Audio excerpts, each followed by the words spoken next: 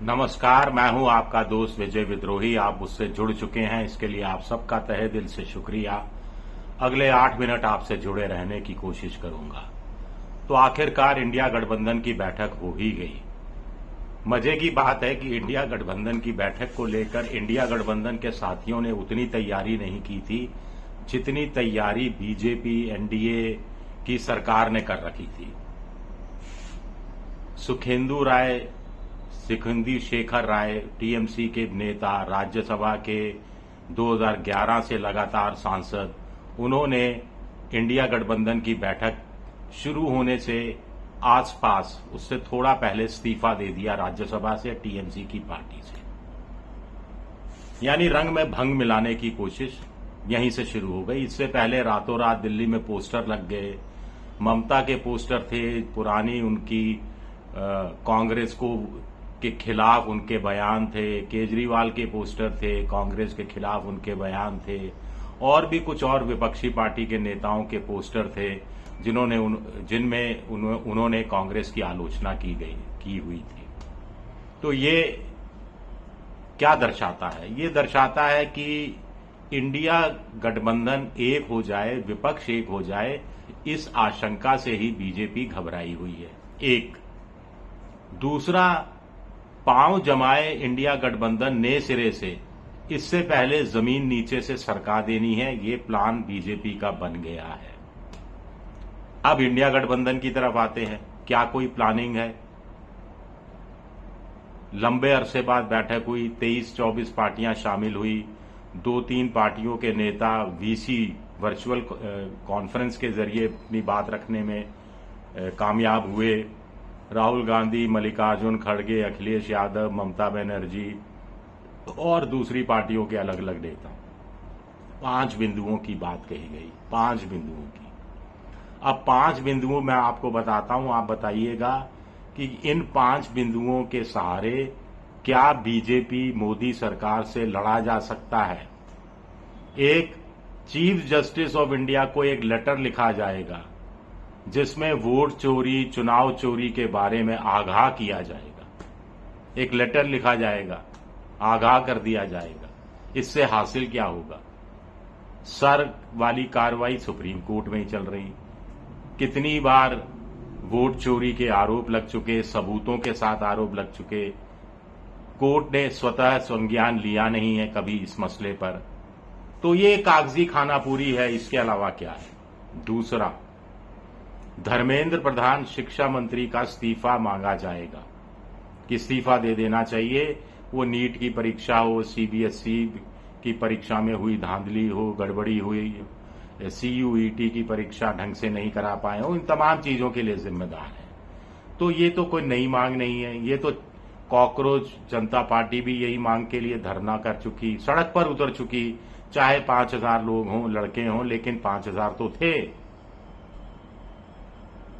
धर्मेंद्र प्रधान के इस्तीफे को लेकर धरना प्रदर्शन किया जाएगा। मुझे लगा मल्लिकार्जुन खड़गे शायद अब ऐसा कुछ बोलेंगे, नहीं बोले। सामूहिक रूप से विपक्षी पार्टियां दिल्ली में राजघाट पर धरना देंगी, एक दिन का मौन रखेंगी दबाव डालने के लिए, ऐसा भी कुछ नहीं बोले। सिर्फ मांग उठाई जाएगी, उससे क्या फर्क पड़ेगा। तीसरा, आर्थिक स्थितियां खराब हैं, आर्थिक विषमता है, बेरोजगारी है, पेपर लीक है, महिलाओं, दलितों, आदिवासियों पर अत्याचार है, महंगाई बढ़ती जा रही है, पेट्रोल, डीजल, गैस के दाम बढ़ते जा रहे हैं। इसके लिए मोदी सरकार से कहा जाएगा कि वो सर्वदलीय बैठक बुलाएं, जल्द से जल्द बुलाएं। इसमें भी क्या संघर्ष के लिए क्या है? बैठक बुला ली जाएगी, प्रधानमंत्री मौजूद नहीं होंगे, राजनाथ सिंह मौजूद होंगे, चर्चा हो जाएगी। इससे अच्छा ये भी मांग हो सकती थी कि संसद का विशेष सत्र बुलाया जाए और उसमें 2 दिन की बहस कराई जाए, तो भी एक कुछ सार्थक बातें होती। तो 3 पॉइंट ये हो गए। चौथा पॉइंट सबसे महत्वपूर्ण पॉइंट है। सबसे महत्वपूर्ण पॉइंट चौथा पॉइंट है, क्योंकि इसमें तय किया गया कि इंडिया पॉलिटिकल फ्रंट के नेता 2 महीने में एक बार बैठक करेंगे। अगली बैठक हैदराबाद में होगी। पहले खड़गे साहब बोले 8 अगस्त को होगी, फिर कहा डेट अभी फाइनल नहीं है। बैठकों का सिलसिला चलेगा, चलता रहेगा। ये एक पॉजिटिव बात देखने में आई है इस पूरे हो हल्ले के दौरान।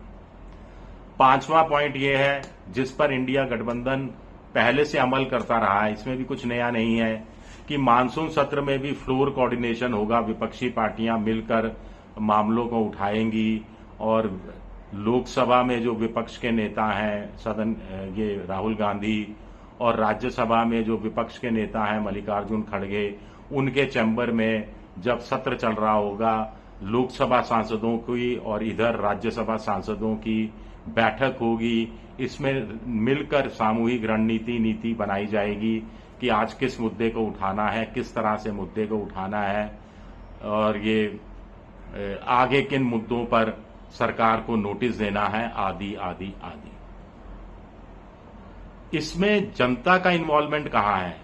इसमें संसद की राजनीति है, ये तमाम चीजें हैं, लेटर है, खत है, मांग है।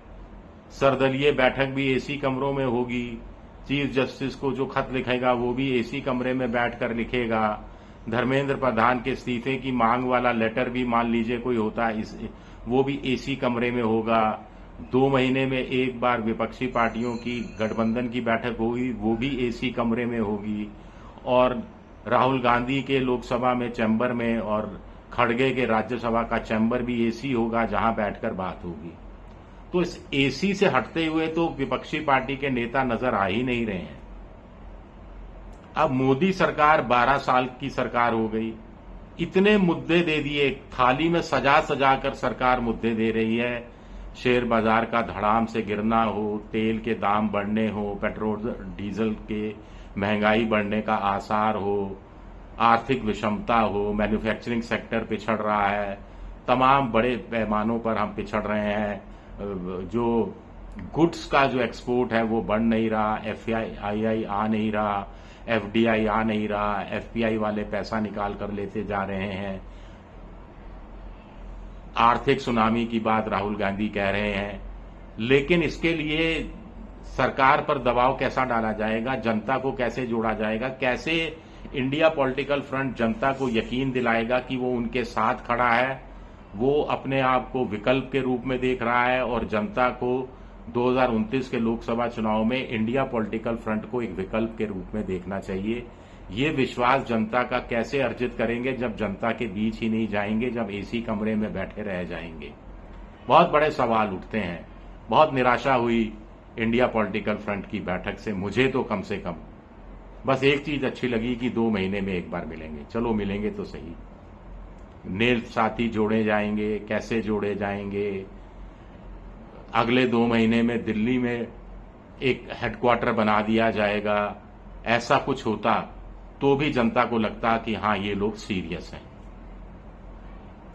एक रहेंगे, सेफ रहेंगे, याद रखना चाहिए।